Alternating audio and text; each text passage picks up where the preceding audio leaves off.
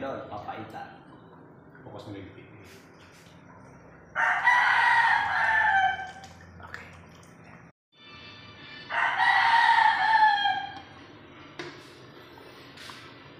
So mga food trip, mga food lover, mga idol. So yan nga, gumawa tayo, luto tayo ngayon ng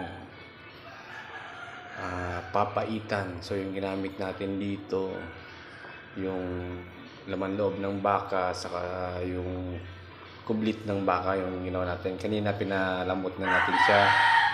Tapos sinangkapan natin para mas lalo siyang sumarap.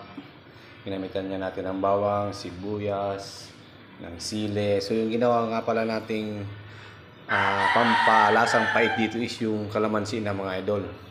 Para yung pait niya is tamang pait lang. So yan mga idol.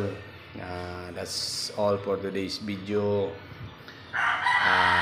Hashtag papaitan by Pads Gel.